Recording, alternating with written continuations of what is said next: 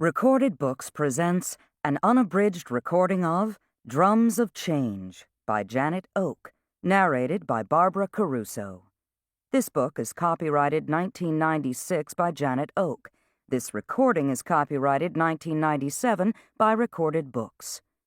Running Fawn loves the rugged mountains and lush green forests of the Northwest where her Blackfoot tribe lives.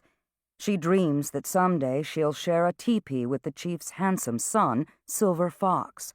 But pale-faced people are moving into the surrounding prairies, bringing strange ideas and depleting the life-sustaining buffalo.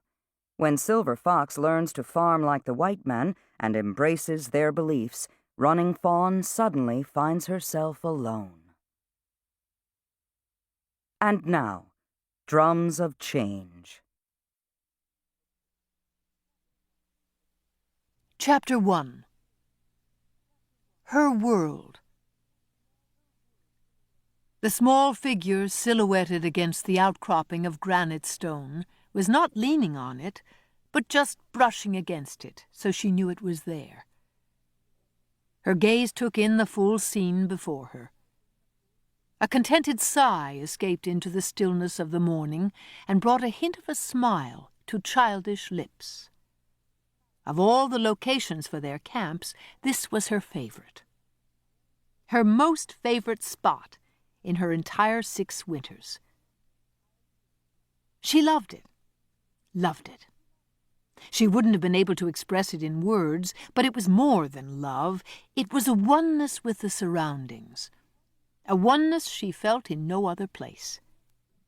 Like she belonged to the granite rock at her back, to the giant spruce and pine that covered the hillsides, to the call of the loon on the lake to her left, and to the gurgle of the spring that squeezed its crystal water from the rock crevice just up the slope from her. She sighed again, watching her breath in the frosty air, and lifted her face to let the morning sun brush it with gentle fingers of emerging warmth. It had been a chilly night. She had buried herself in her furs against the cold and snuggled up closely to the back of her older sister. But she could tell today would be fine. Already the sun was making the steam rise from the cold ground and frigid stream water. Today she soon would stop shivering and perhaps even toss aside her heavy woven shawl. Perhaps it would be many warm days before the deep snows wrapped the camp securely in blankets of winter white. She hoped so. She wanted time to become reacquainted with the place she loved.